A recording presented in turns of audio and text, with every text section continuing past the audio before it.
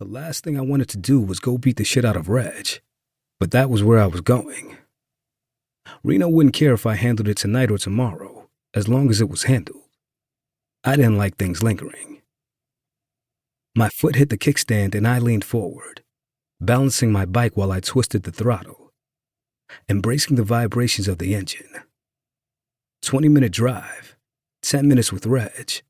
I could be home in an hour max. The fuck? I yanked Reg away from the bar, fisted his shirt with one hand, while my other cracked the shit out of his jaw. His eyes went wide, then settled into anger as he tried his best to maneuver his way out of my grasp. Security headed our way, but I landed another meaningful punch and growled at the jolt of pain that pierced through me. Tell them to move the fuck around, or this will be worse than it already is. Go! I can handle this! He knew better than to be placed into the position to deal with the consequences of his security's bad choices. Their faces tensed and I watched as they paused, attempting to decide what their next move would be. Reg noticed too, and made sure that move wasn't to intervene.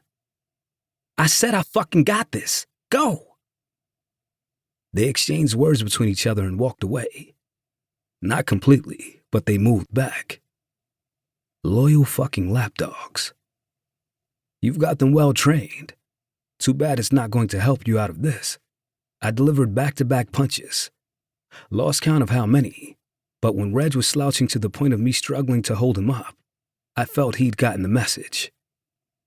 I let him go and he stumbled to the floor. I cringed at how dirty it was when his hands met the grimy tile. I'm gonna pay. When? I growled. Now! I can pay now! He muttered, spitting blood as he wiped his mouth. Then why the fuck are you wasting my time? This isn't on me. I'm not wasting your time. Reno sent you here. He struggled to stand, narrowing his eyes.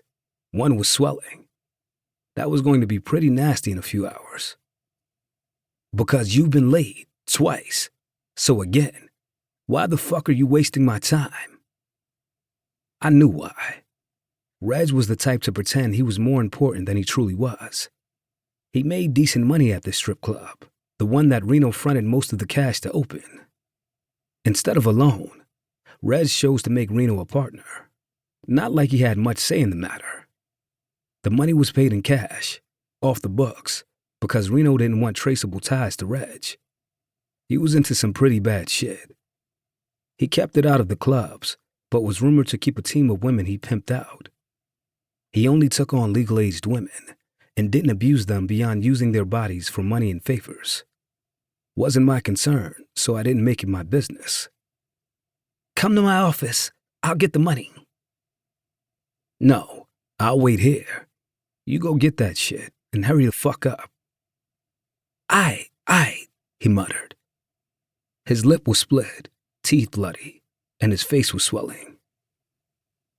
Can I offer you something to make up for you having to come here? No.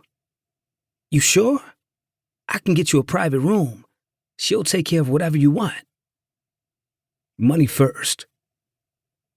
He smiled smugly, thinking that offering me pussy was winning him favor. It wasn't. If he was late again, I'd be back. The only reason I considered accepting the offer was because it had been a while.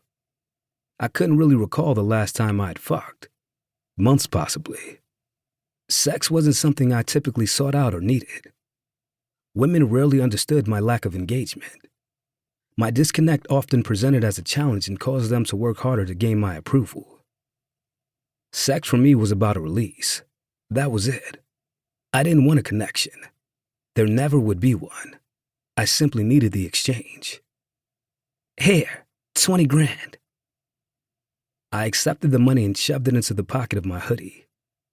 Reno's cut was 60 grand a month. A little over half the profit, but enough for Reg to pretend he was running shit, and Reno got untraceable cash to do as he pleased. How about avoiding all this and just pay the fucking money? On time. Yeah, he nodded. You want that room? I glanced around before my eyes landed on Reg. Yeah.